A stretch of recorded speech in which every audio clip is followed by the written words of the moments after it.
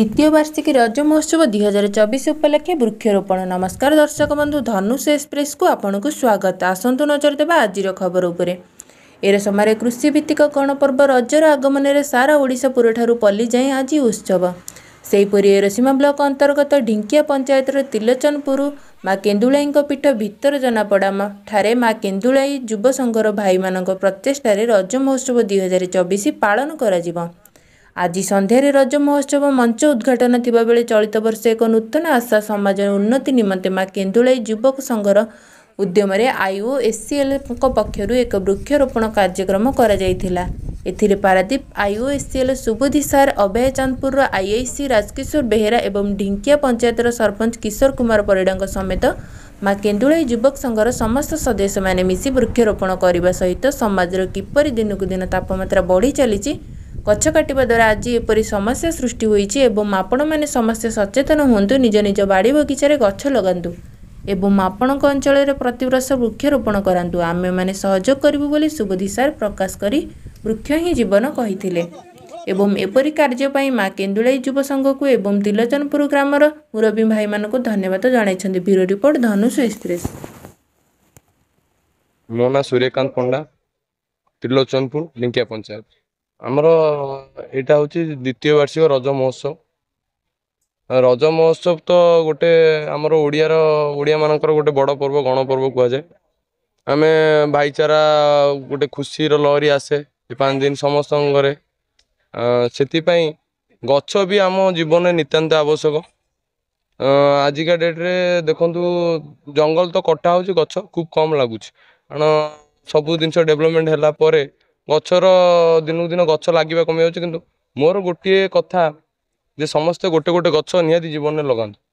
निहाती गछ काटिबार जो येटा आमर प्रोसेस चली किसी ना आगामी दिन में आउ एते मात्रा रे गछ कमिजिव जहाँ फल कि परिवेश प्रदूषण आहरी बढ़, लोक रोगग्रस्त हे।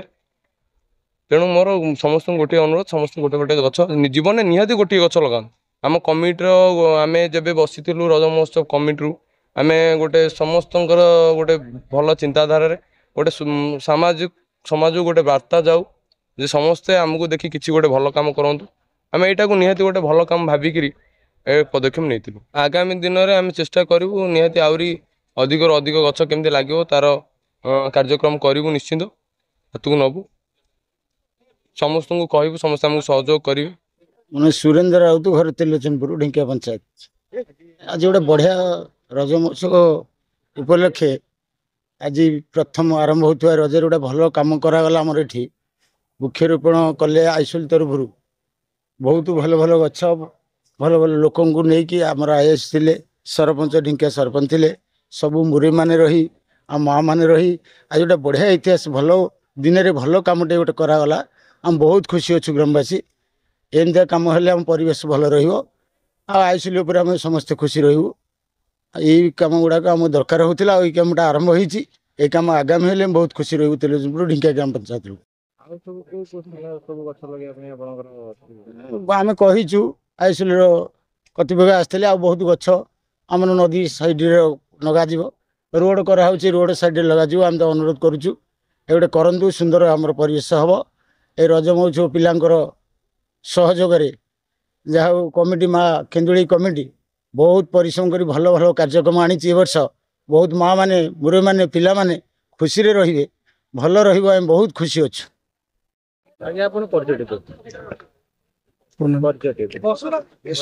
किशोर कुमार परिडा, सरपंच ढिंकिया ग्राम पंचायत।